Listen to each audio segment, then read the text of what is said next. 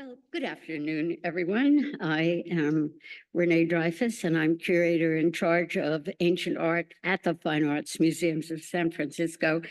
And with my colleague, Louise Chu, we run the Ancient Art Department, but also the Ancient Art Council, which is vital to our support of ancient art at our museum, at the Fine Arts Museums.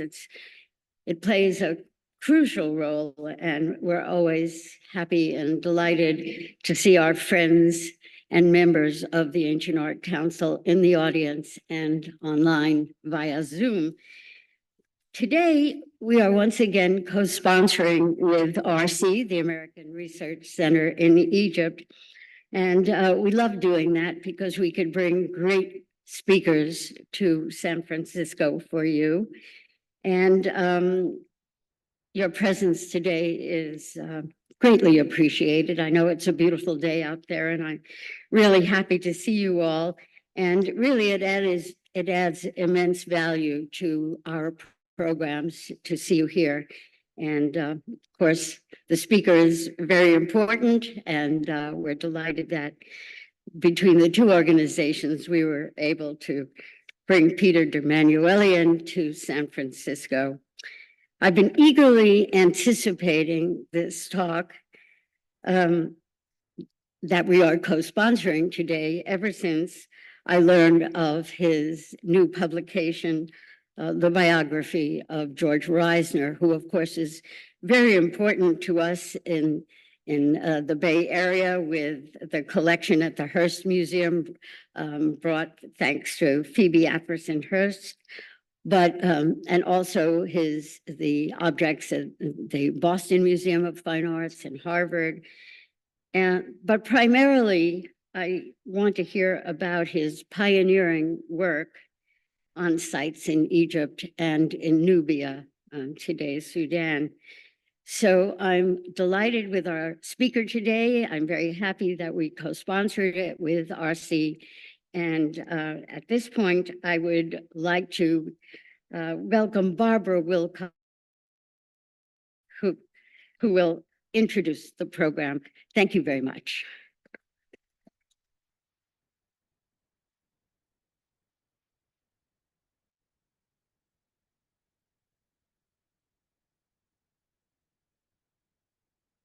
Thank you, Renee, and thank you, Louise. Thank you to the Ancient Arts Council and to the Fine Arts Museums of San Francisco for partnering with us today on this important talk. George Reisner and his biographer, Peter de Manuelian, are very important to us because we are based, our Northern California chapter, in Berkeley, and as Renee said, George Reisner excavated on behalf of Berkeley in the at the turn of the 20th century. And we have some important finds from Giza in the Berkeley collections. My organization, the Northern California branch of the American Research Center in Egypt, is headquartered in Berkeley, and we sponsor 10 talks by Egyptologists each year. They are free, they are open to the public, and we bring Egyptologists from all over the country and the world to speak on their latest work. You can learn more about our work by going to our YouTube channel, RC Northern California, or to our Facebook page, RC Northern California. And I see many familiar faces here. I hope you will join us for our next event, which will be virtual, which is August 18th at 3 p.m. And you can find out more on our socials. Dr. Karakuni of UCLA will talk to us about her latest book, Recycling for Death: Coffin Reuse in the Valley of the Kings and the Theban Royal Tombs. With that, I would like to introduce our program chairman, Nancy Corbin, who will introduce today's speaker. Nancy.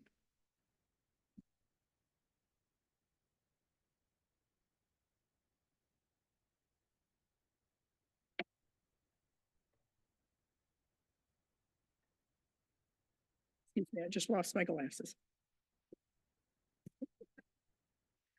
Peter de Manuelian is the Barbara Bell Professor of Egyptology and Director of the Harvard Museum of the Ancient Near East. He holds joint appointments as well in the Anthropology Department and the Department of Near Eastern Languages and Civilizations. Dr. de Manuelian came to Harvard in 2010 after teaching at Tufts University for a decade and serving on the curatorial staff of the Museum of Fine Arts, Boston, since 1987, where he held the position of Giza Archives Project Director until June of 2011. He's now founding director of the Giza Archives.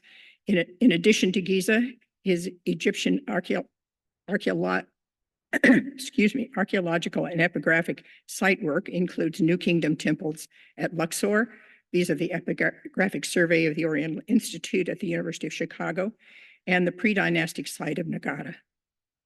Peter de Manuelian's primary research interests include ancient Egyptian history, archaeology, epigraphy, and the development of mortuary architecture, and the iconographic nature of Egyptian language and culture in general. He has published on diverse topics and periods in Egyptian history, but currently focuses on the 3rd millennium BC and specifically on the famous Giza necropolis just west of modern Cairo. He has published on diverse topics and periods of Egyptian history, but currently focuses on the just read that twice. The Harvard University Boston Museum of Fine Arts expedition excavated major portions of the site between 1905 and 1947. Since 2000, the Giza project aims to collect and present online all past, present, and future archaeological activity at Giza. Interested in both ancient and modern graphic design, publishing in the widest sense of the word, he believes in bringing new technology into his research and into the classroom. Among his recent books is a biography of Harvard Egyptologist George Andrew Reisner, and he is a director of the Arabic Diaries project, focusing on 73 Arabic expedition diary books from the Harvard University Boston Museum of Fine Arts expedition that give voice to the historically voiceless Egyptians working on digs. Please join me in welcoming Dr. Peter de Manuelian as he tells us about how Egyptologist George A. Reisner went walking among pharaohs.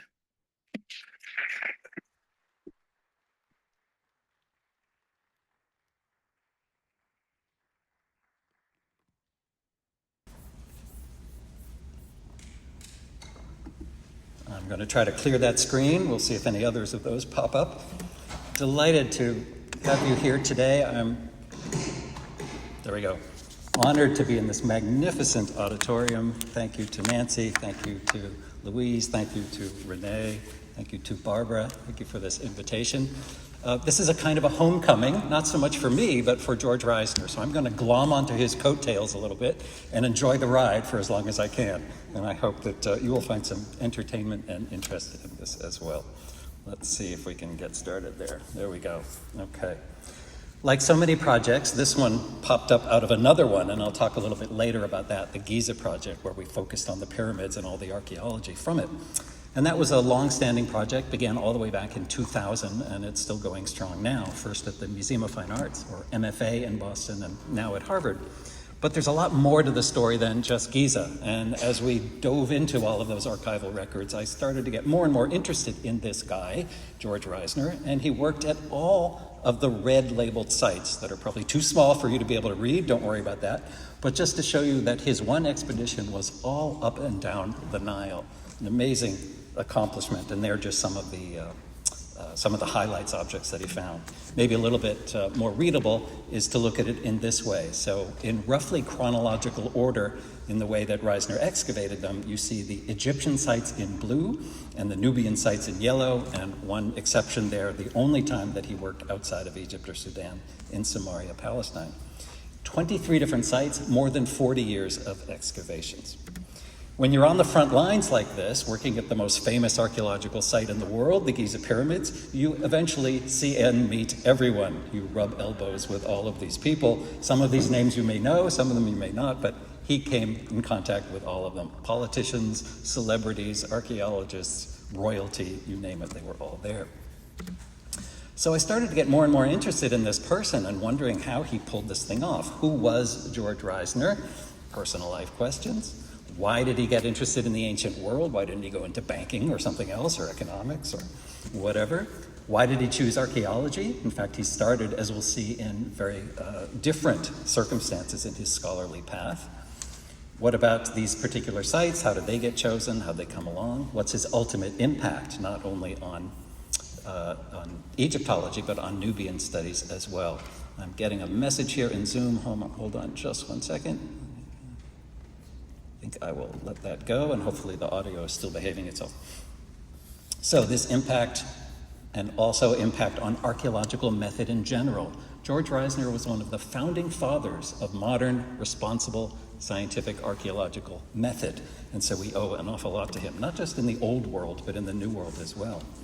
Politics plays a huge role in his life. Remember, at this time, the first half of the 20th century, Egypt is controlled by the British and the government, and the Antiquity Service is controlled by the French. And here's this American expat trying to excavate and navigate the waters of these various political agendas. Of course, the Egyptians are yearning for their own independence the whole time.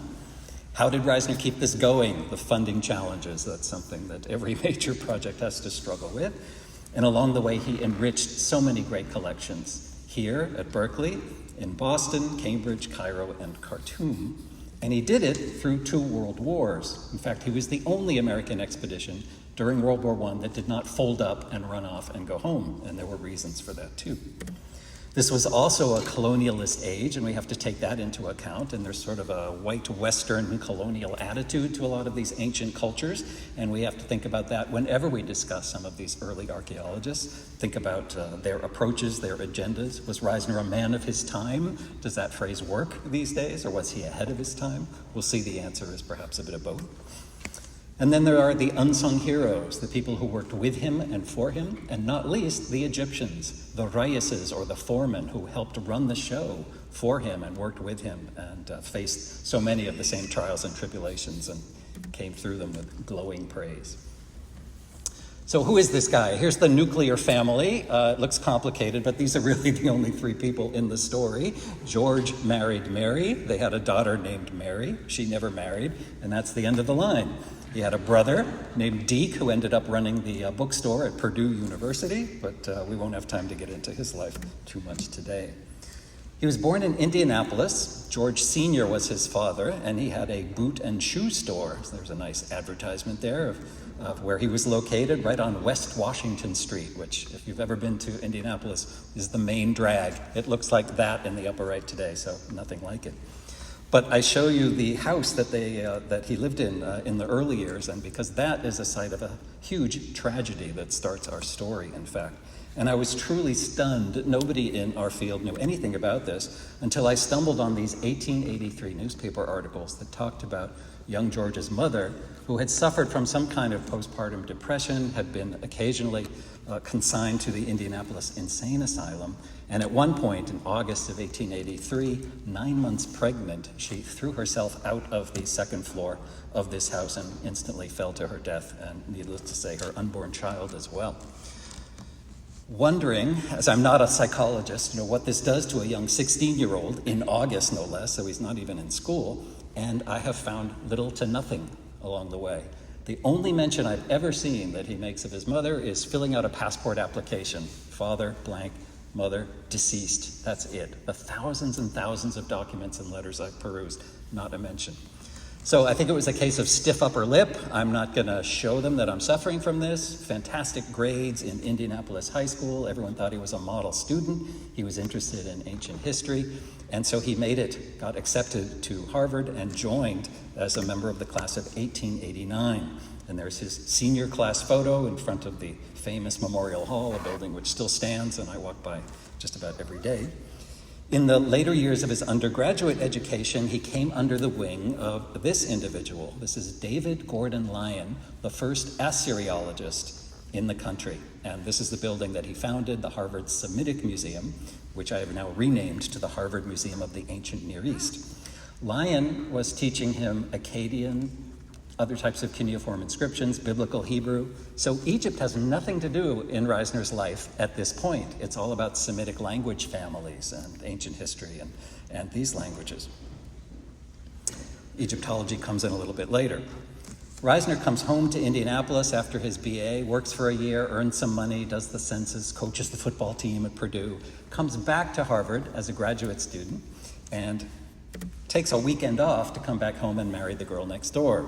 And there she is, Mary Reisner. And I have to apologize right off the bat because this is a very male-centric talk. It could just as easily be a female-centric talk. She doesn't get the credit she deserves. Why? Because they were together for the rest of the story. So I have no body of letters between George and Mary. And I have also not found the hundreds of letters she must have written home to her parents, to her many, many brothers. I wish I could stumble on those. So if you know any descendants or do a lot of Ancestry.com and you learn something, please let me know. But she is one of the unsung heroes of the project, obviously involved every step of the way. Reisner gets his master's in 1891, his PhD in 1893, and then Lyon says, you really should go off to Berlin and do a postdoc. I studied in Leipzig. It's really in Germany where these Semitic language families are happening. And so that's what Reisner does. Would you believe we actually have the postcard of the Friesland, the boat that George and Mary took on their first international trip to end up in Berlin and study with some of the great ones. And it's even signed by everyone who was on the boat as well. When he got to Berlin, he studied with all these great ones. You see their names in yellow there. If you know about Semitic language families and things, you may have stumbled upon these great scholars before. And look at all the additional languages he's studying. Egyptologists are used to thinking about George Reisner, the archaeologist, so you may think you've stumbled into the wrong lecture when you look at all these. But it's in Berlin that he meets the great Egyptologist, Adolf Ehrmann, and his star pupil, Kurt Zeta. And Reisner starts studying hieroglyphic Egyptian with Zeta every day for several hours, takes courses, learns from Ehrmann, archaeology from another German scholar, Heinrich Schäfer. And so he's building an Egyptological career in addition to his Assyriological career. I mentioned I don't have anything from Mary. I have this one gem, this 7-page letter from 1894 that she sent home to her parents. And there's real history in this thing. She writes, since writing you last, we've had the great pleasure of seeing Germany's greatest man and probably the greatest living statesman of the world, Bismarck. Of course, you know the story of his disagreement with the young Kaiser and his consequent resignation. We saw him splendidly. We're on the right-hand side of Unter den Linden, that's the main drag in Berlin. First row, not 6 feet away from the carriage as it passed us. How I wish I had more of her letters. Well, Reisner was quite pleased with himself. He spent 3 years on postdocs in Berlin, published cuneiform tablets, got articles, the only American getting articles published in some of these German journals, in German no less, and he thought he'd really made it. He comes home after those 3 years to Harvard. He ends up as a lecturer at Harvard and introduces Egyptology into the curriculum, and then, surprise, surprise, there's no funding to keep him. Despite what his mentor David Gordon Lyon tried to do, turning to Jacob Schiff, who had paid for the Semitic Museum building, there was nothing doing. And so, once again, Reisner is rescued, this time from his German colleagues. They are forming a commission in Cairo, an international commission, to publish books on the Cairo Museum collection. And they wanted to invite Reisner as the American member of this group. And this is where he's living at the time, not far from Radcliffe, and he writes back in German to his mentors and says, sounds terrific, I'll take the job. So, full-year employment, a decent salary. He thought, I'll go to Cairo for a year, see what that's like. He ended up staying for 40 plus more years. And here are some of the teams of this Cairo Museum Commission. You see there are Italians and Americans and Brits, and there's Reisner in various iterations and clothing choices as well. And my colleagues know the books he published, amulets, canopic jars, models of ships and boats. What they probably don't know is that he was also in line to publish the famous Amarna tablets. These are Akkadian tablets, the international correspondence of the day from the 18th dynasty. So think New Kingdom and think Egyptian Empire and all of the back and forth correspondence that kings like Amenhotep III and Akhenaten were having. And this is in Reisner's own hand. There actually is a manuscript, never published, and those are his transcriptions. Well, it's during these years that the great event happens, and here I am in San Francisco, so I'm bringing it on home. I hope you enjoy this part of the talk. He meets Phoebe Apperson Hearst in Cairo, and she is looking for people to excavate, not just in Egypt, but all over the world, to enrich the collections of her new Hearst Museum that is growing in the San Francisco area. And of course, she's such a great supporter of the University of California, Berkeley. So now suddenly this guy who couldn't find a single job is confronted with 3 opportunities. He could go to Yale, where he'd given a lecture and they were very impressed, but they needed a year or 2 to be able to offer it to him. That would be for Assyriology. The Germans loved him and wanted him back in the Berlin Museum to publish more cuneiform tablets. Or he could take a totally right turn in his career and take Mrs. Hearst up on her offer. And this was a pretty good offer, to learn on the job, a 5-year contract to learn how to be an archaeologist. I can just imagine him pacing up and down the living room floor in his apartment, talking to his wife, Mary, what do I do here? But he'd seen the dismal state of looting, that's a quote, and he thought he could do better to apply that same meticulous, thorough, scholarly approach to archaeology that he'd done to all of his language and philology studies. How I wish I could find the ultimate letters, the thanks but no thanks letters that he sent off to Berlin and sent off to Yale. They still haven't turned up yet. I have tried, but he took Phoebe Hearst up on the job. And then right off the bat, he takes a page out of some of his predecessors' book. He goes to the Upper Egyptian village of Kuft, and he continues or expands on this tradition that begins with Flinders Petrie of hiring Kuftis to be the foreman or the Rais of his expedition. And the first one is where the red arrow is. That's young Syed Ahmed Syed Diraz, begins his career carrying the camera bag for Reisner, but eventually grows into running the whole operation with and for Reisner. In the upper right, there he is as an adult with some of his own kids. The running shot is doing camera exposure experiments in front of one of the dig houses. This is a very important aspect of the expedition, and it's one that we Egyptologists are trying to right a wrong, if you will, to try to give credit where it's due and give voice to some of these Egyptian voiceless individuals from the past. Well, things are going along swimmingly. Reisner starts at the quote-unquote less important sites to learn his craft. He develops archaeological survey. He learns to know the desert. He works at sites such as Deir el-Balas, El Ahaywa, Naga Adair. And in triumph, then, Phoebe Hearst invites him out here to Berkeley for a series of lectures. So this takes place September 1 through the 15th of 1902. 5 different lectures every Monday and every Wednesday at 8 p.m. Where do they stay? At 2435 Piedmont Avenue, and there they are in 1902. He's 34 years old by this point. She's 32. The photo up above, of course, no longer exists. That's what it looks like. I just shot that yesterday in my pilgrimage to Reisner sites. Of course, completely new buildings now. And there are one or two buildings they probably give the lectures in. This is Hearst Hall, which I'm sad to say doesn't stand anymore. It's been replaced by the building on the right, Worcester Hall. Wonderful A-frame, sort of Gothic arch kind of building here. Phoebe also offered to build a women's dormitory as well, but Berkeley President Benjamin Wheeler vetoed that idea. Why? Because, quote, women in groups tend to become hysterical. Yikes. So lecturing in Hearst Hall, possibly also in Stiles Hall, another Berkeley building which doesn't exist. It's where the Haas Pavilion now stands today, but I've been having great fun yesterday in the rain, walking all these distances to try to see what the lectures were like. And after the 5, Phoebe Hearst throws a mega party. She invites everyone to the Hacienda del Pozo de Verona, about 25 miles east of Oakland, if I've got that right, where her villa was. And a spectacular party took place there on September 18, 1902. I have AI colorized some of these images to give you an idea, but right there in the courtyard is where it happened. And there is an amazing San Francisco Examiner article. Look at this spread here. Historic splendor of ancient Egypt revives for Dr. George Reisner. And here's what the article says. Arriving at 6 p.m. by train at Verona Station, they boarded carriages to ride up the terraces toward the mansion in the soft light of dusk. Dinner was set up at a great round table by the fountain, surrounded by hundreds of little lights. Lotus flowers around the table's inside edge, miniature brass Egyptian-shaped boats, 5 armed candelabras, and place settings with hieroglyphic flourishes. Arabic texts bearing quotations from the Quran on strips of linen encircled the large tent. Hidden out of view, the band played excerpts from Aida. And why not go into such detail? Phoebe Hearst owned the newspaper.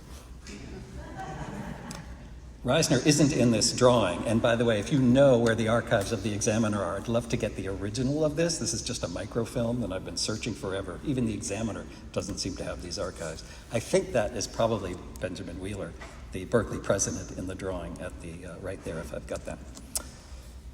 Well, this all went swimmingly, and Phoebe had had an architectural competition for the Berkeley campus, and she had a medallion, a silver medallion struck with the winning architect on the right and the decision panel, and on the left an image of Phoebe. And she gave one of these to Reisner, and we still have it today. And he says, "I've had a lantern slide made from your side of the silver medallion you gave me, the one to commemorate the selection of the plan for the university. And I've ended all of my lectures with a picture of the woman who supports more scientific research than any other person. And it has made both Yale and Harvard wish that they had a Mrs. Hearst to help them realize their dreams." Well, everything is going terrific, and the excavation is moving. He's built a well-oiled machine now with these Kufti workmen and Kufti Raises or foremen. And then the great event comes. Giza, the pyramids, become available. There had been plunder going on, amateur hour working there. Everyone was appealing to Gaston Maspero, the antiquities chief, to do something about it. Finally, he can make Giza available. And where the red arrows are, 3 different missions were interested. The Italians under Schiaparelli, the Germans under Reisner's friend Steindorf, and Reisner for the Americans. These other guys come in later on in the story as places got swapped and things. So they were told to meet amicably on the terrace of the Mina House Hotel. Maybe some of you have stayed there, right next to the pyramids, and work it out. Imagine dividing up the pyramids as your archaeological sites. Mina House looked like that on the left. Now on the right, it's kind of gutted, and we hope awaiting renovations, but it's just been sold, and a little scared that that vintage beauty may not ever return. That was just a couple of months ago when I was there. So in the upper right, you see how the site was originally laid out there. The yellow portion, that's the Western Cemetery, west of the Great Pyramid. And I should point out, so Khufu, Khafre, Menkaure, built in that order. And you have the Eastern Cemetery of Khufu's family members, the huge Western Cemetery of elites, and other various areas as well. So the yellow area was Reisner's, the blue area became the German area, and the orange is the Italian. But things changed quite quickly, and you see the Italians wanted to find papyri, so they go upriver and give up their Giza concession, and so their orange area turns to yellow. Reisner ends up excavating 2/3 of the place. And if you don't believe me, look at how much earth is cleared. This is with the Great Pyramid behind us to the east, and we're looking west in the Western Cemetery. All of this just between January and April of 1904.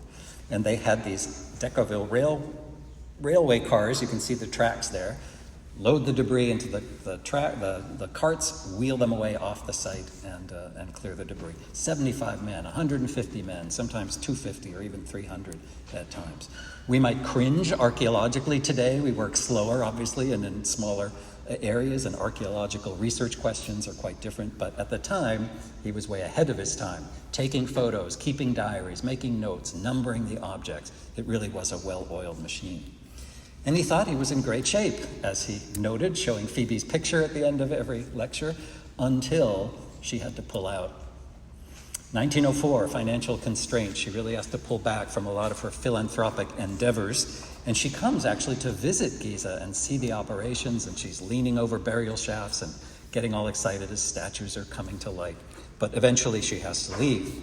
And how ironic is this? It's March 1905. She leaves in the morning. In the afternoon, they turn up something interesting, this kind of rectangular slab covered in plaster. They remove the plaster and reveal one of the greatest pieces of Egyptian relief sculpture and paint. With the magic of Photoshop, we can kind of insert a color photograph in there.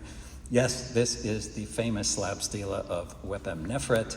Can you imagine Reisner saying, "Mrs. Hearst, come back, don't you want to see that? Don't you want to write us another check? Look at this thing." It didn't happen. Such is the fate in archaeology.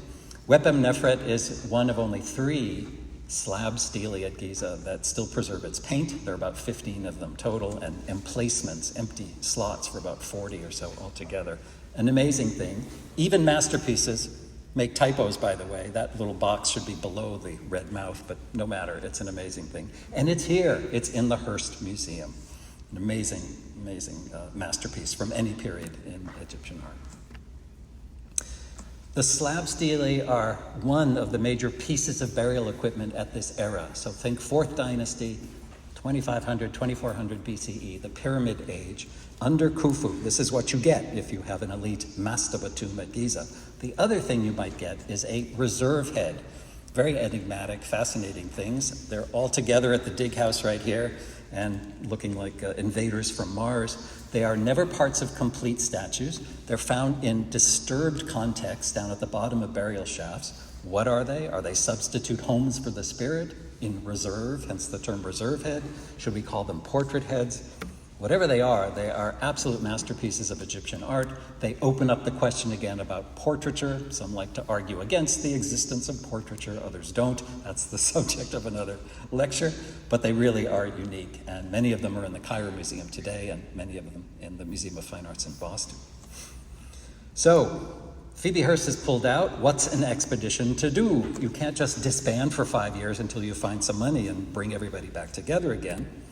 Reisner has an assistant named Albert Lithgow who'd studied at Harvard, and while he was giving lectures, Reisner giving lectures here in Berkeley, Lithgow was being installed in 1902 in September as the first Egyptian curator at the Museum of Fine Arts, Boston. Lithgow is out at Giza with Reisner. He says, look, we got no money. I'm heading back to Boston. Let me talk to the MFA. Let me talk to Harvard. Maybe they can take over the digs. So this brings on what I call the intrigue summer of 1905. All of these guys have competing agendas. You've got David Gordon Lyon in the middle trying to protect his star pupil, Reisner.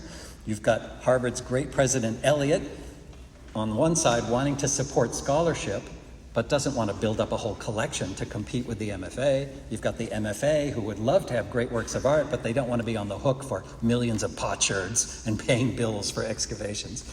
And then you've got Lithgow, not his finest hour. He basically tries to pull the rug out from Reisner and take over the dig. So all through the summer, there are negotiations and meetings and trials and tribulations, and Reisner goes home to Indianapolis and comes back. And we know all this because, God bless him, David Gordon Lyon kept a diary. So every single day, the meetings are tracked, and the summer goes up and down and up and down. Until they finally work it out, they create the Harvard University Boston Museum of Fine Arts expedition. And although Reisner stayed in touch with Phoebe Hearst, and she was a great heroine for him all the rest of her life, that ends the Hearst expedition and the direct connection here. So 1905 on is Harvard MFA, 1899 to 1904-ish is the Hearst expedition.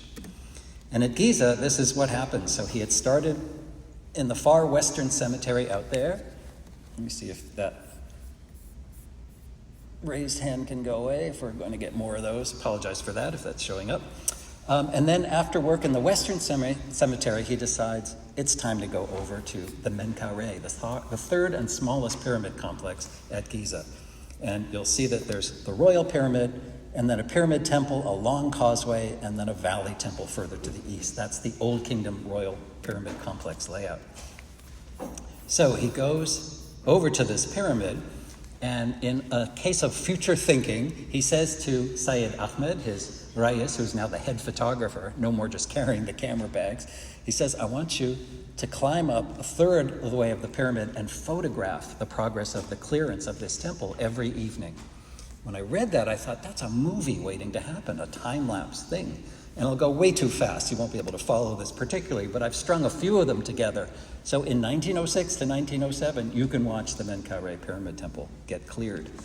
Down at the bottom there, it actually abuts right onto the pyramid itself. Reisner was not expecting that. That took more time, more people, more money, and eventually had to shut down the season a little bit early. But this is the kind of forward thinking that I love to stumble upon. And I was just there a couple of months ago, and I'm outside the northern enclosure wall of the temple, and you can see that kind of square hole, a drainage area, drainage ditch or something. And that is where one of the greatest discoveries turned up from this temple. In 3 different pieces, the head of this colossal statue of Menkaure, the torso and the legs turned up in different locations inside the temple, and it got restored in various ways, as you can see, and it's now the largest Old Kingdom royal sculpture, and you can see it in the MFA in Boston. Once again, the money was running thin, what to do, and at this point, the British come to the rescue. So the Aswan Dam had been built already down south, and it was time to raise it again, and that of course meant more floodwaters and more archaeological sites to the south of it being threatened. And so from the survey department, Captain Henry Lyons, no relation to Harvard's David Gordon Lyon, looks to Reisner to move the expedition down there and do archaeological salvage work in all of the cemeteries. Others would deal with the temples. He wanted Reisner to work with the cemeteries. And so Reisner got Harvard MFA permission, and again, great salary. They were rescued and they went down south and explored thousands and thousands of burials. And Reisner brings in bioarchaeologists to look at the anatomy. Grafton Elliott Smith, Douglas Derry, these guys come in, and to his credit, they're now treating the human remains as part of the archaeological matrix, not just tossing them aside like some expeditions would do. Interested in who these people were. Who are these Nubians, or are they Egyptians, or are they from somewhere else? And some of the Western colonial attitudes creep into some of the interpretations here, but nevertheless, to their credit for paying attention to this material. However, Lyons was meddling his nose into the expedition a little bit, and Reisner has a pretty strong opinion on how things should be done, and those two didn't really get along too well.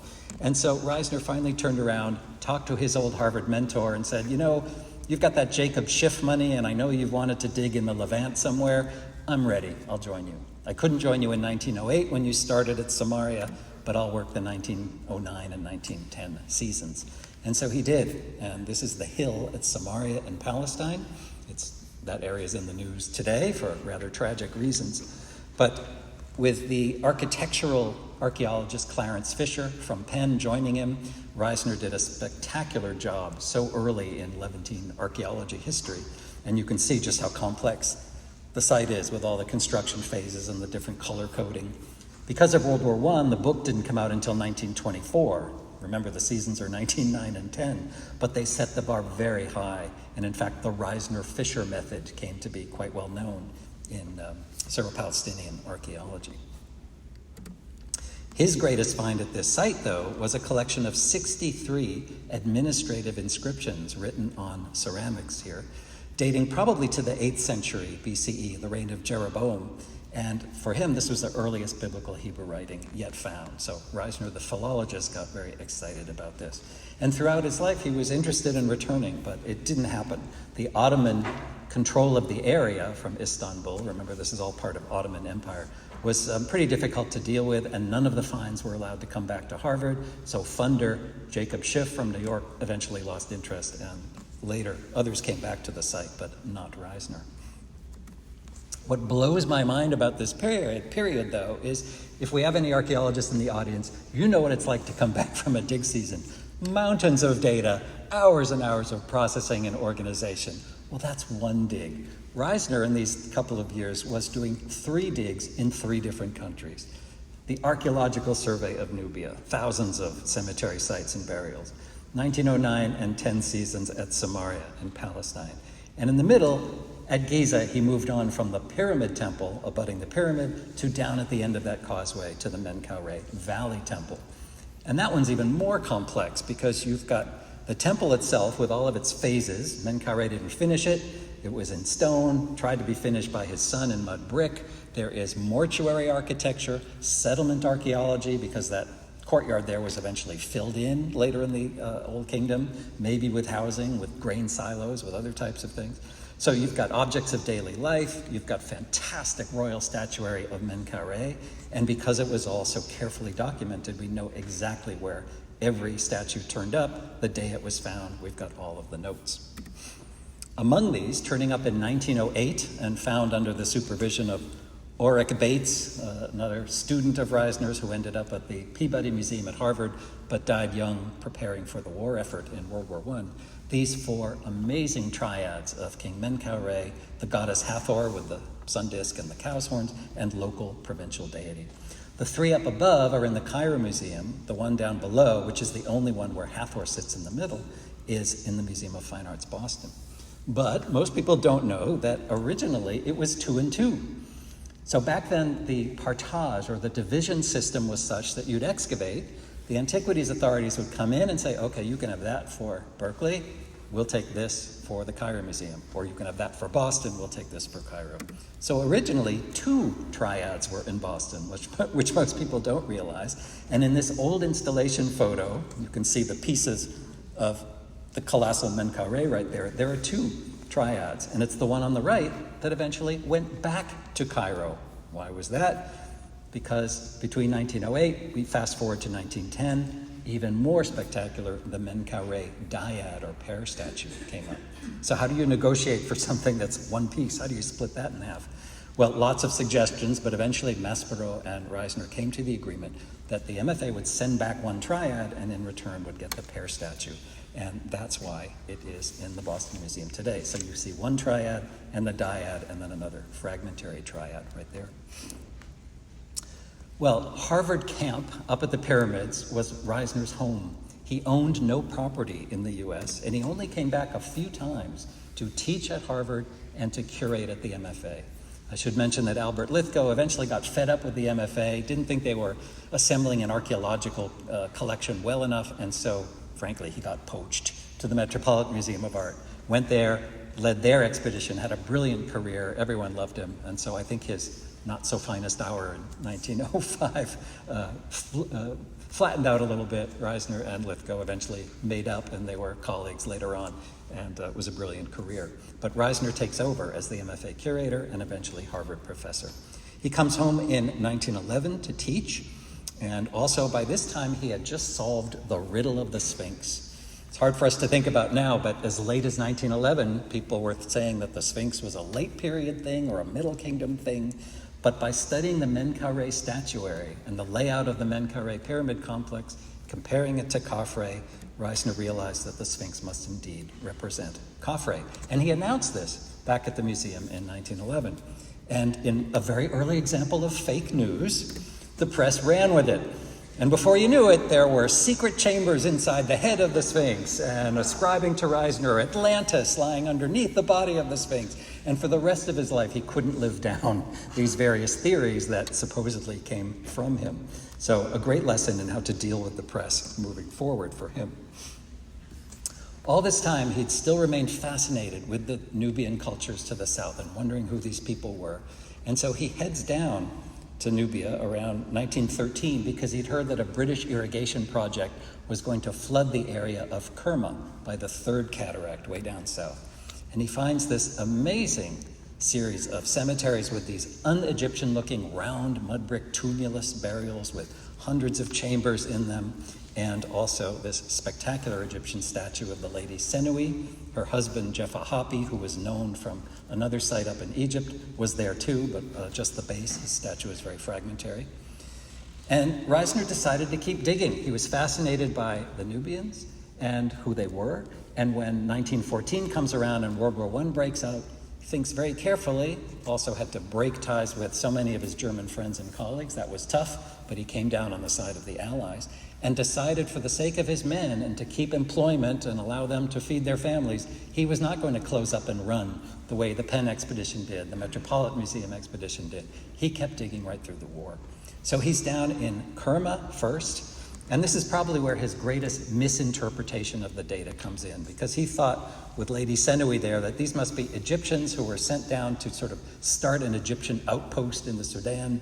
Actually, these are Nubian chieftains. It's an indigenous Nubian culture, and these are probably either trade goods or war booty or something like that that end up buried in these tombs as well.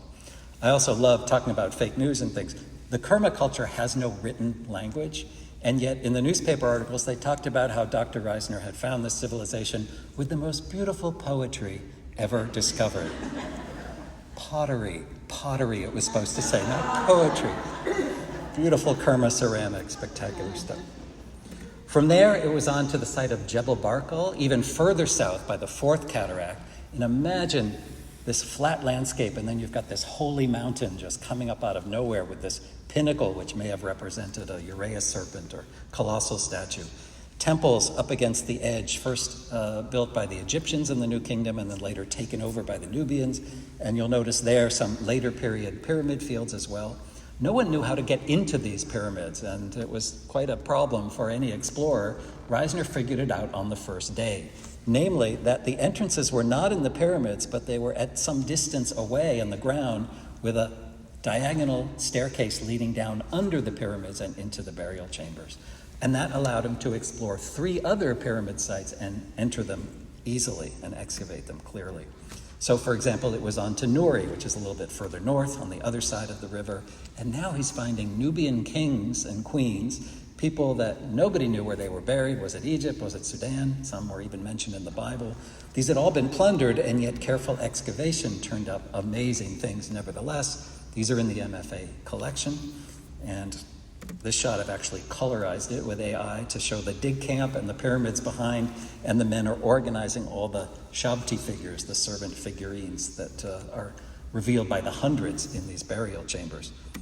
The MFA had a recent Ancient Nubia Now exhibition, and I show some of the gleaming display cases with some of these shabtis.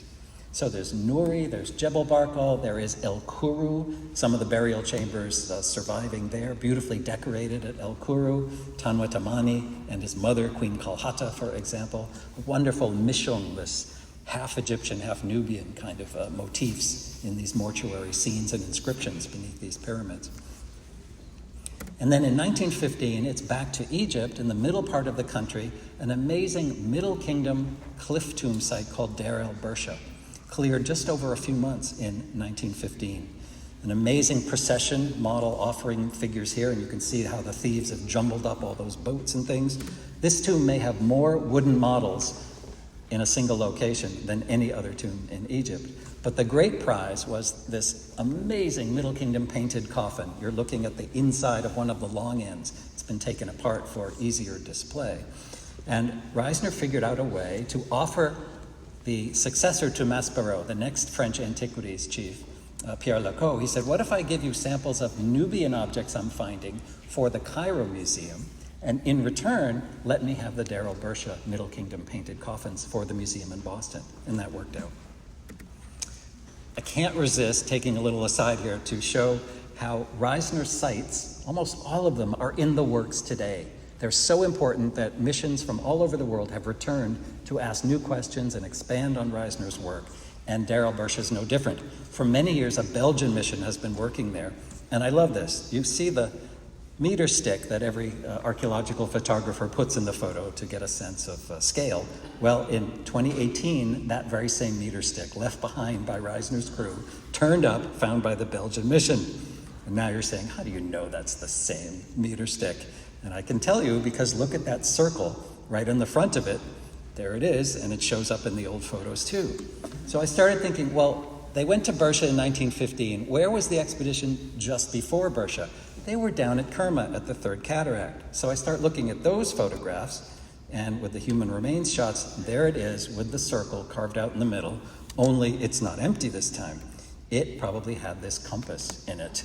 Shows up in all the Kerma photos, shows up in none of the Deir el-Bersha photos. So it broke, or somebody lost it. I don't know if heads rolled or Reisner cussed somebody out, but it's not in any of the Bersha shots. Anyway, return to old sites. You never know what you're going to find. And then the last group of such important archaeological sites I'll mention are the Second Cataract forts. So further to the north now, but still in Nubia. These are Middle Kingdom mud brick fortresses erected on islands and to either side for the Egyptians to regulate traffic by the Nubians. Who's coming north? Who's coming into Egypt? And trade and protection and garrisons and things. Amazing military architecture. Many of these are underwater now because of Lake Nasser or Lake Nubia, if you're from the Sudan. But a few have actually survived, and Uranarti still pokes up above the waters, and Shalfak does too, and they are in the works now by modern missions from Germany and from here, from Brown University as well. So great stuff still going on everywhere at these sites. If you're into papyrus texts, Reisner found them. This is the Hearst Medical Papyrus, which has all of these diagnoses and prescriptions given to him by a local farmer as a thank you for being able to take some of the organic debris away and use in his own farms. At Nagader, he found 4 different papyri that came to be known as Papyrus Reisner. These are administrative Middle Kingdom texts, talk about dockyard workshops and lists of people and things. Amazing stuff. And these are all here. These are in Berkeley, ready for additional study. If it's not papyrus, that's your thing, but it's stone, we got those too. Steely from all over the place. The small one there at the top in the middle from Kerma, talking about 17,000 mud bricks that were requisitioned for building some kind of structure. Down below is New Kingdom, the stela of Amenhotep II's Nubian viceroy, Usersatet. Amenhotep is having a party and getting drunk and decides to send a letter down to Usersatet, reminiscing about their old days together on the battlefield. To the left is Thutmose III, Dynasty 18, the Napoleon of Egypt, towards the end of his career, recounting a lot of his victories and famous battles and things in a very long text. And then on the right, if you want to be famous, decipher this. It's not Egyptian, it's Meroitic. It's the later period Nubian script, and we haven't quite figured it out. This is one of the 2 or 3 longest texts there are in existence. So we need a new Rosetta Stone to figure this one out. So no activity really at Giza between about 1915 and 1924, and Reisner realizes the war is finally over. 1921, he gets back to Harvard and the MFA, and 1924-5, he needs to do it again. That's where the fundraising happens. He needs to keep the expedition going. So he tells the crew, says, we haven't started the Eastern Cemetery yet. I want you guys to start digging there. It'll be normal stuff. I don't expect anything exciting. I'm going back to Cambridge and Boston. Let me know if anything turns up. Something turned up.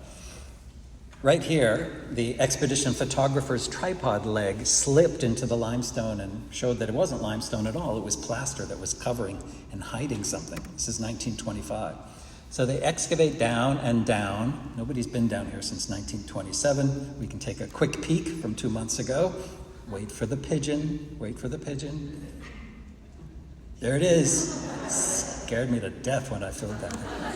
90 feet down, or 30 meters, and what they found was this unfinished little chamber loaded with stuff that had deteriorated. All the wood was gone. But an incredible travertine sarcophagus, strange poles on top of it, stone vessels, ceramics, gold, hieroglyphs, deteriorated furniture.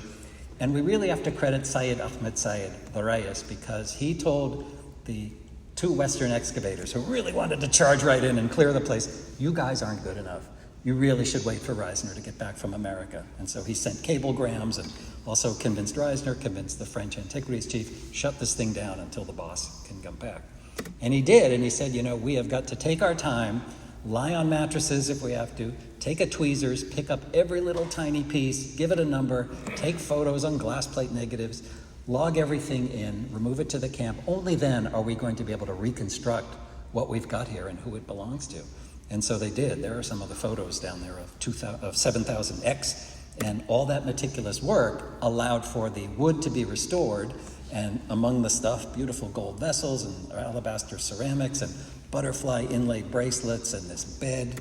And so what we have is the tomb of Queen Hetepheres, the mother of Khufu, in a very mysterious burial, because by the time everything was cleared, the VIPs went down to lift the lid and gaze on the only Old Kingdom intact royal sarcophagus burial ever.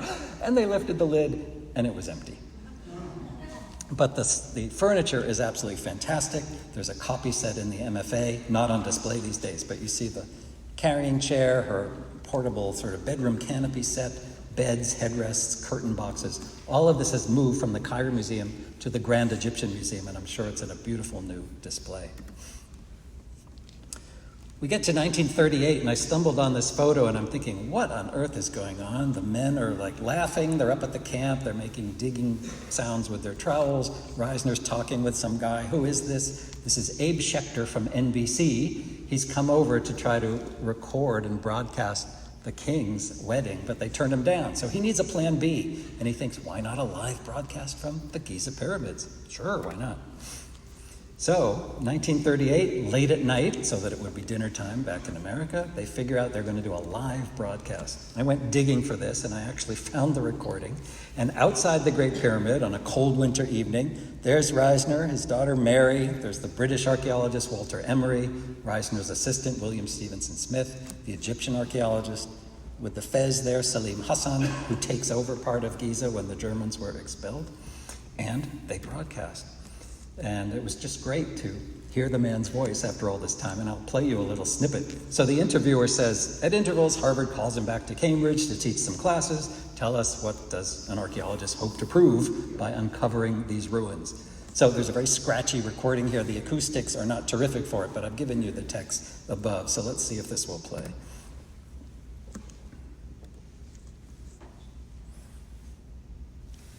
And will it play? Michael, you with us? I can go back and try it again? Yeah, it's up. Maybe I have to.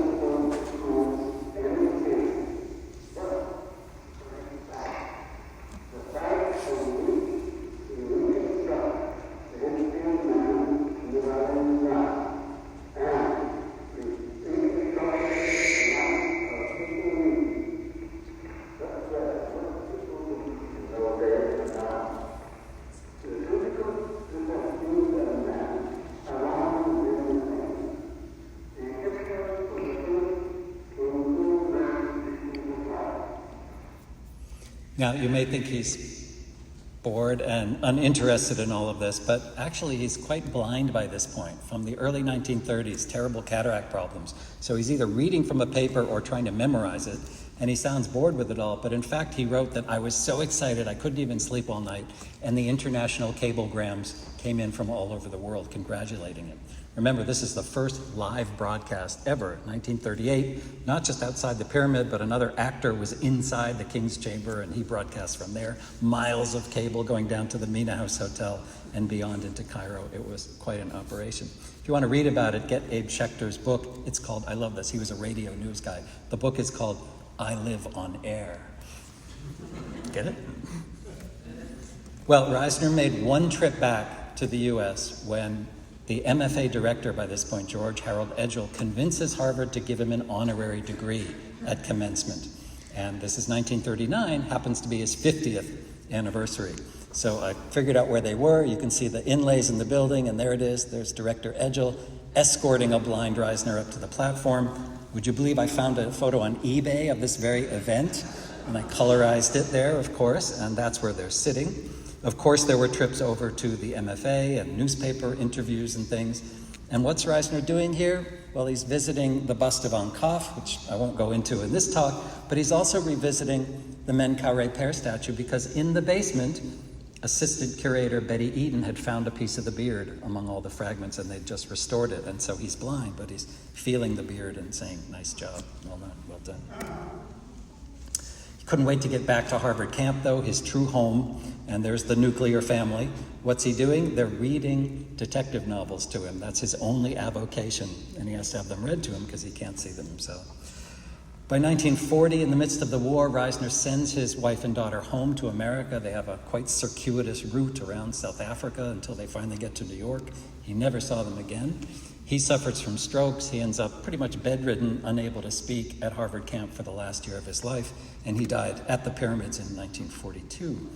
And if you go to this site and look around, you can actually still see some of those railroad carts on the tracks, and the Egyptians still use them for some of their excavations too. Kind of a bittersweet and poignant reminder of all he had done. And just a few months ago, I was privileged to be at the American Cemetery in Cairo, where his gravestone had been restored, and we had a nice little ceremony there. The lighter colored block under the stone with his name on it is what had been replaced. It was crumbling. And there's a nice inscription in front by the expedition, Egyptians, and the MFA officials as well. Well, eventually they came and packed up Harvard camp in 1947 and sent it home. Museum of Fine Arts was the recipient of the objects, of course. And what did Harvard get? The detective novel collection. And I rounded them all up one summer in Harvard's library off-site and went off to see them and photographed all the pages. Why did I do this, you ask? Because Reisner graded them. Inside the front page, there's an A or a B or a C. This one is in the handwriting of his assistant, Evelyn Perkins, A-. He says B+, but he enjoyed it until the end, which was poor. But I love the titles. Who Cut the Colonel's Throat? The Screaming Skull, Murder Island. It's an amazing collection, and they all have this little bequest label in them. How do we step back and assess a life so busy, so rich, so productive like this? Seminal contributions to Old Kingdom history, of course. All those decades spent at Giza, all those publications, even with a huge backlog, which is great because that's why we have jobs today, actually. He established all of these centuries of Nubian genealogy, royal chronologies and histories of all those Nubian kings and queens. Those patterns, that list is still followed largely today as we embellish, enhance, and in cases correct it. The archaeological documentation process, all those glass plate photographs, 45,000 of them at 23 different sites. Miles of pages of excavation diaries, notes, plans, drawings, articles, books, publications. Reisner was training Western archaeologists. There's a whole slew of them. Some names you would know and recognize in the field, others you don't. Some go on to Great Egypt or other Old World careers. Others even end up in the New World. The Wadsworth Athenaeum in Connecticut, the American Museum of Natural History, the Penn Museum, for example.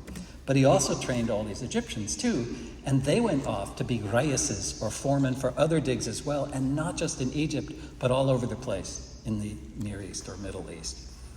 So his impact on archaeology writ large is something that really needs to be studied and assessed. Did he misinterpret indigenous African civilizations? Yes, to a certain extent he did. But thanks to these meticulous excavations, we can set aside what makes no sense now and correct it, and we largely have in the field. And to talk about the racism for a moment, I think we really have two aspects here. One is the ancient racism, such as the inability to assess the Nubians and give them the credit that they deserve. On the more modern front, he really believed that the British concept of law and order is what he was familiar with, and that's what he thought should stay. Not so much that he had the prejudice against the Egyptians, but he felt the elites in Cairo, Egyptian elites, would exploit the rest of the population, like his workmen from Kuft, if they were given the chance. You can argue with that, and it's not a view that we would have today, but I think it's important nuances here to keep into the picture.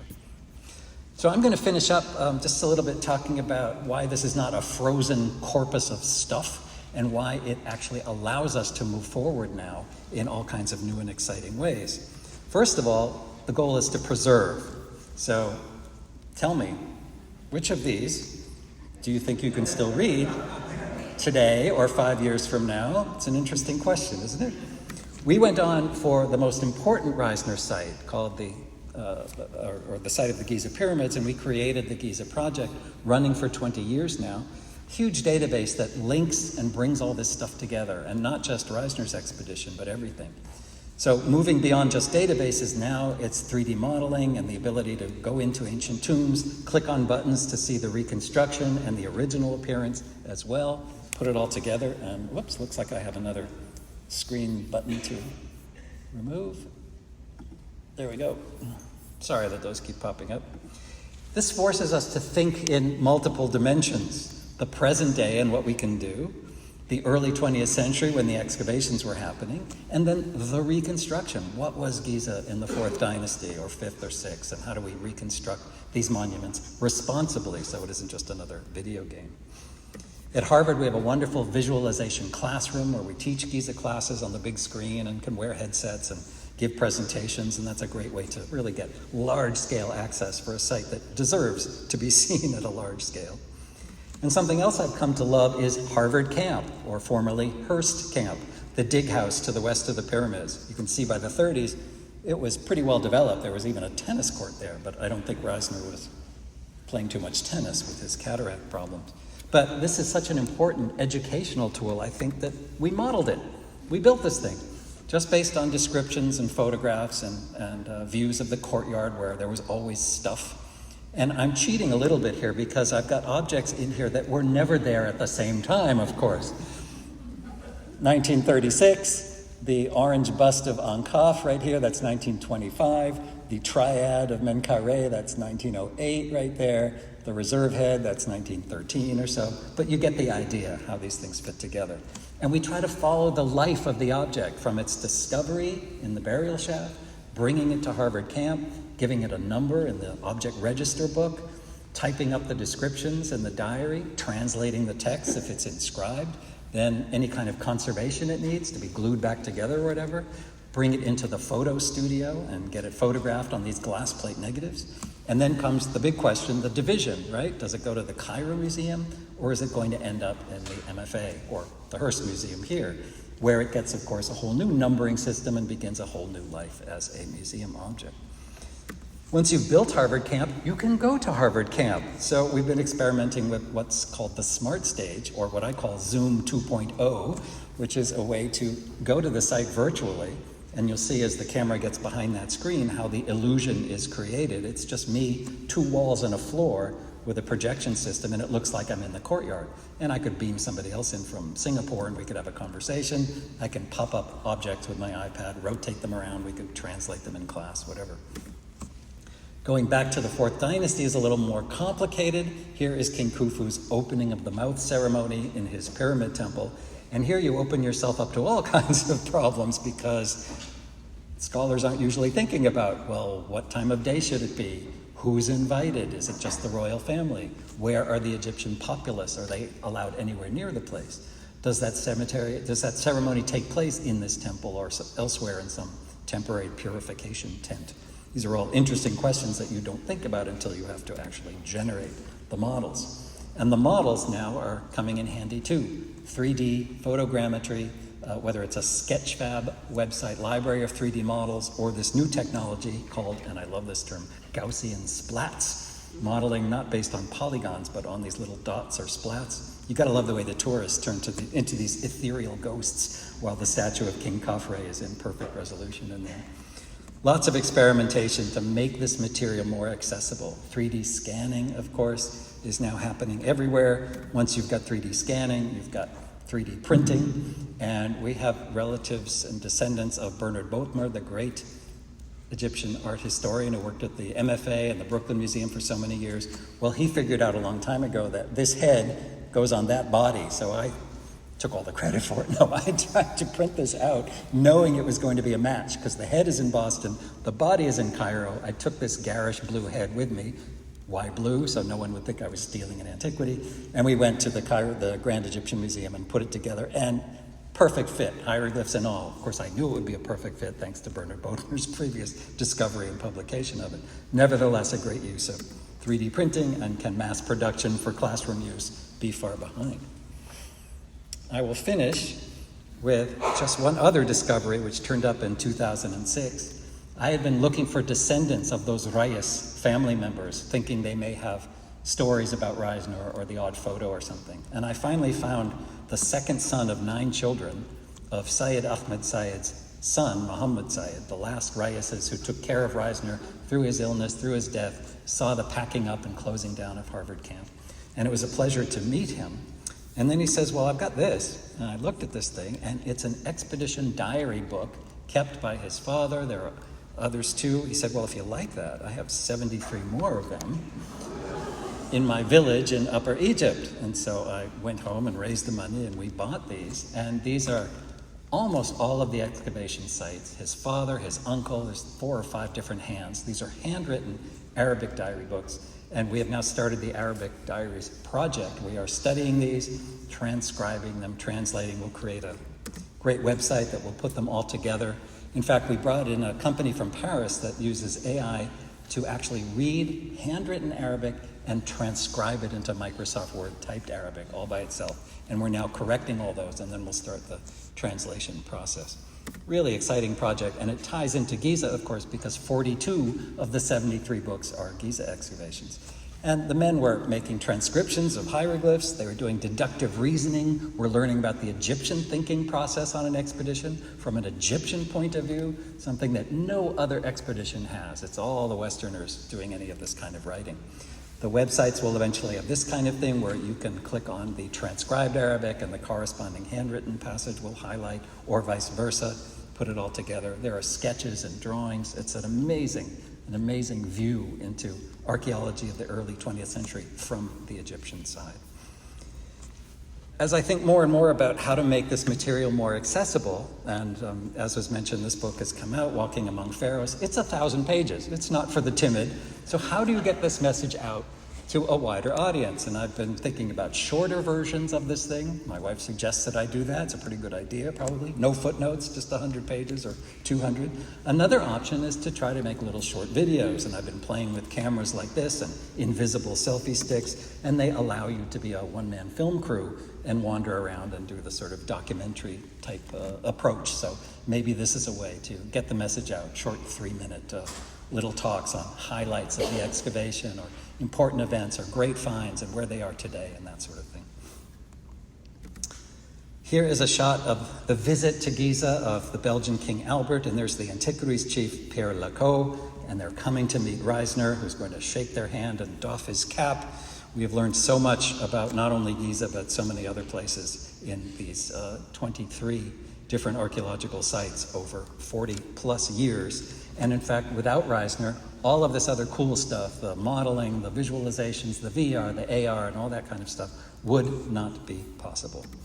So I thank all of our partners and helpers along the way who've made this project work. Of course, it's not just me. There have been literally almost 1,000 people working on the Giza project over the last 20 years or so, and it's the input of Egyptologists and archaeologists and graphic designers and Arabists and historians and web coders and all of that. And we could always use more help and more funding, as you can imagine, too.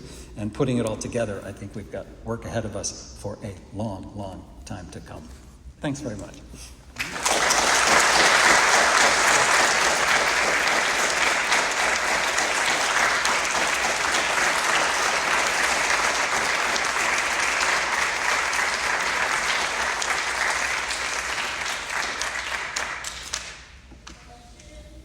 Happy to try to answer a question or two, and otherwise I'll just keep clicking on that button that keeps popping up above there. I'm going to turn on the lights. Okay. Turning on the lights shows this magnificent auditorium. I almost feel unworthy to be standing up here in this incredible room. It's just a great pleasure. Yes, please. There's a mic coming to you.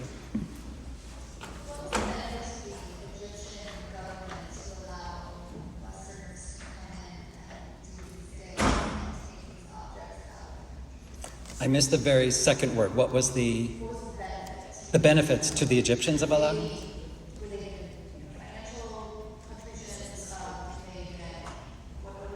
Yeah, great question. What's the benefit? Why did the Egyptians allow these expeditions to go forward?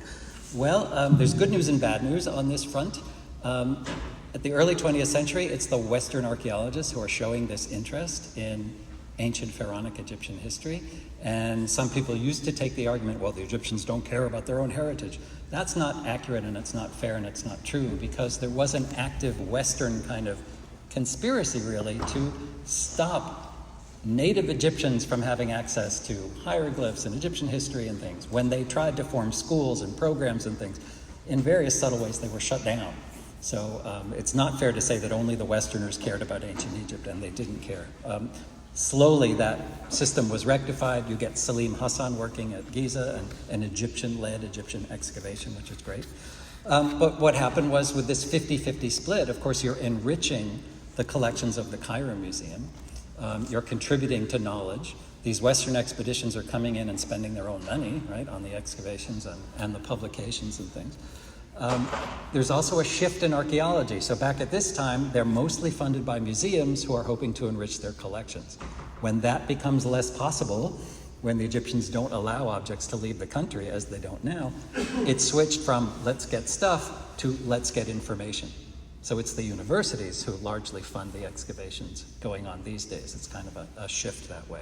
So there are lots of ways to look at it, as fair or unfair, as a contribution to world knowledge, as a colonialist enterprise, soft power archaeology being wielded here while the government is in British hands, not Egyptian hands. And it's a very rich area and lots of different perspectives to have on it. I hope I didn't vacillate too much on answering your question, but in the end, you hope everybody wins until Egyptians are able to take over their own antiquity service, as they should have long before, but eventually did in 1952. Other questions? I know that person. It was really fascinating showing how important is the history of those earlier archaeologists and the history of Egyptology in general. And it's great that you can use the technologies to really do some outreach as well about the history of those archaeologists, starting with Reisner. And I was curious to know if, since you say, okay, you have a long book, possible now some outreach quickly, and since you're using AI, probably you know that now you can create this talking heads. Right. There have been some discussions though about ethics in creating humans that talk and tell their stories, and I was wondering what you think about that, and if you see there's almost a deal about Reisner, that would be maybe Thanks. Yeah, it's a great and intriguing question. To what extent should we be creating AI characters to tell these stories? They could probably do it better than I could in a lot of ways. I've been playing with that a little bit. I use an editing software called CapCut, which is really easy and wonderful to use and has all kinds of AI characters you can generate, put words in their mouth from your typed text or whatever. Even stuff that I've said and recorded, I can switch it over and have somebody else suddenly standing in front of the tomb and saying it instead of me. One problem is CapCut, TikTok, ByteDance. Where's it headed? Will it be banned in a year or so, and will all my editing work go down the drain? I don't know. There's plenty of other editing apps that can do similar things. To CapCut's credit, it said if you're going to create a fake voice, you can only do your own. So for example, I don't think at this point I can create Reisner's fake voice and have him say just anything within this software, because he would have to say a specific sentence to get all the syllables right. So it's trying to not have you abuse other living people and create deep fakes that way. The ethics of who you're going to create, and is it bringing something, is it a contribution to the archaeology? I think that's where you have to think very carefully of, why am I trying to do this? Do I just want a woman saying this, or a person of a certain color or ethnicity saying this to be more inclusive, or is that helpful? I think the first question is, what does the archaeology need? What does the education need? And then, is it ethical and moral who I'm doing? Do I have their permission? Or if they're deceased, is there next of kin or anything else? It's the wild, wild west. I think we still have to figure this out, and it will get easier and easier, and in the political sphere, scarier and scarier. For archaeology, I think it's a little less dangerous. But stay tuned. If I continue to create these short videos and stop talking myself, to what extent should someone else take over? I don't know. And I don't know what the best dissemination platform is these days. Is it watching short videos? Are we now an Instagram, TikTok generation? Or is a short book the better way to do it? How do you compete with the billions of YouTube videos that are out there? I can't become a one-person marketing machine, and I'm certainly not going to monetize this, because then I'd start paying for all the images I'm using. So education obviously comes first in this case. So I don't know, I'm still trying to figure that one out. But I welcome your thoughts, Rita, because you've been doing an awful lot with photogrammetry and modeling too, and must have some thoughts on this. Yes, please. A number of archaeologists of the period were very consumed by prove the Bible. Did Reisner get involved in that? Yeah, great question. Proving the Bible. Absolutely, that was supporting early archaeological methods and undertakings and funding. Reisner had been studying Semitic language families, biblical Hebrew and things like that. So, but I've never seen any evidence that he wanted to shift from Assyriology over to Egyptology and then archaeology in order to prove various aspects of the Bible. So no, I think he stands outside of that impetus for archaeology. He got into it because he saw a problem to be solved through responsible, legal, ethical, documented means, rather than trying to prove a biblical worldview particularly. Great question, though, especially for the era that he worked in. Yes, please. Thank you very much for this. One question is that the beginning of the question on this channel.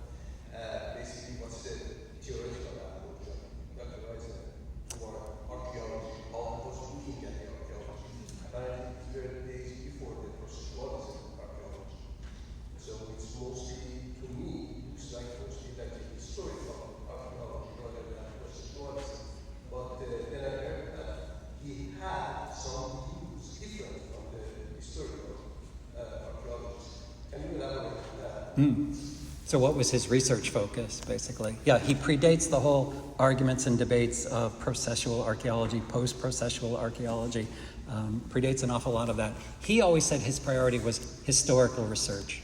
He was savvy enough to know that the money and the funding would come from people who were excited by the finds. And don't get me wrong, I think when he found the Menkaure bear statue, he probably had a pretty exciting evening, and he loved to find this great stuff too. And he was trying to build an encyclopedic great collection at the Museum of Fine Arts in Boston. That's what you did in those days, for better or for worse. But I think that was sort of playing to the crowd. It was really historical research, trying to put the Old Kingdom in order, trying to put Nubian genealogies in order. Did this Nubian pyramid come before that one? Is this king related to that one? Descended? What's my evidence? Putting it all together. That, I think, was his major focus. You know, it's a cultural, historical approach for the early 20th century, and archaeology gets a lot more complex and nuanced after his time. But I think in his time, he was ahead of many of his others who were really in it just for the goods and for the plunder. Take it, get out, publish it, enrich your museum. That was really not his primary focus. Yes, sir?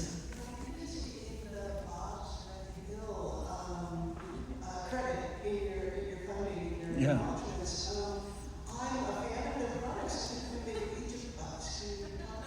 Yeah, Bob's team from Bob's Red Mill, if you don't know, they create all kinds of wonderful flours and grains and wholesome cooking and baking products. It's quite an empire on the West Coast.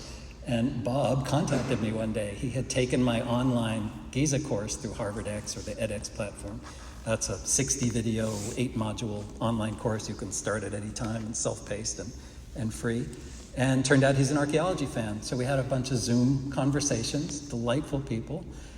And eventually he came out to Harvard, and I showed him our visualization lab classroom. He met some of the team. We went to the MFA and took a tour.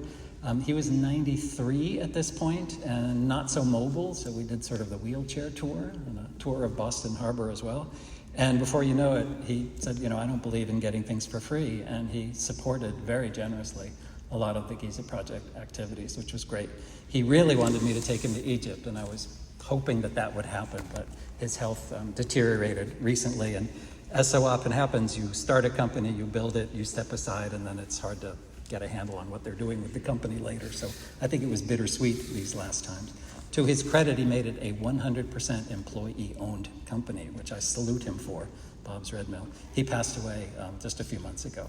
The company is still going strong, of course, but I will never forget that association, and the fact that he made it out to Boston for a trip was a very special thing. All right. I just wanted to ask you about the immense volume and quality of the documentation of all this archaeology and what else we're doing. What is sort of, you mentioned this with the interpretations of media, especially, but what do you, is there some specific kind of new looks at his old excavation data, his old excavation documentation that you think is really especially telling the real quality of what he was doing, that really, because people were able to reinterpret it in really interesting new ways that he didn't anticipate? So talk about the quality of his documentation, allowing for corrections and reinterpretations. Yeah, I think that's really to his credit. In some ways, he was a product of his time, thought that these Nubians can't be Nubians. They must be Egyptians who have wandered south and, brought civilization with them, or Libyans who have come in this way too. Things that I thought were humorous and innocuous turn out to be a little less so. I'll give you an example. In that 1938 broadcast, his daughter Mary talks about a particular tomb at Giza, which has a painting of a queen, and it looks like she's got blonde hair. And this was just huge, and the articles, both popular and scholarly, exploded about the blonde-haired queen from Egypt. And they started interpreting it as, see, there's a Libyan branch of the royal family of Khufu at this point.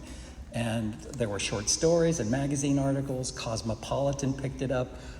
Any number of these things. Reisner even wrote an opera, fortunately never produced, called Cheops or the Gilded Age or something, but it's great fun. But I realized, as fun or funny as this stuff is, it was seeping into the historical connections here. There was no Libyan branch of Khufu's family. That blonde color is probably a wig or part of the red grid lines or something for painting that figure. But obviously the Westerners latched onto it as, a link, a connection or something. There were German scholars at this time that were taking it much, much further. And of course, as we get into World War II, you've got this sort of Aryan connections to ancient Egyptians as if they're absorbing them into the European sphere. And depending on what decade you're talking about and the prejudices and biases, it either came in through the Levant or no, with the anti-Semitism there, it must have come in through Libya the other way. So it's a complicated, nuanced issue. Fortunately, Reisner is separated from a lot of that. But I think without those diaries, without those fine spots, without those glass plate negatives, we'd be taking his word on a lot of these things. And he was at least meticulous enough to note all that stuff, to know that future generations need to be able to reconstruct what I've done here and interpret it in their own way. Most of the time he got it right, not always.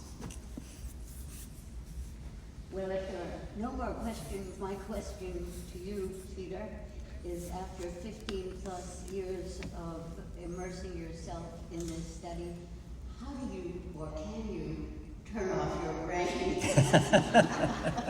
Well, the brain went on autopilot and didn't stop writing when it should have, so, but thank you. Yeah, I'm still fascinated by him. In fact, tomorrow I'll be at the Bancroft Library in the Hearst Museum. I'm still at it. But I'm also fascinated by the people who worked with him and for him. And there's no end of stories, both academic and popular, great wads of letters. If I don't have them from Mary Reisner, I certainly have them from many others, and they deserve investigation. And I think these people's stories should be told too. I mean, Reisner's a niche. These people are a niche of a niche, so I'm gonna have to be careful and figure it out. But I've become immersed in this milieu and this era, and I hope the research will continue. Well, we hope so too. Great. I would love to thank you for the most illuminating and delightful lecture. And a big part of it also is seeing how you are able to manipulate the images to give us a really wonderful story. And it's from beginning to end, your talk was just wonderful. Thanks so much. Thank you for coming out on such a beautiful sunny day.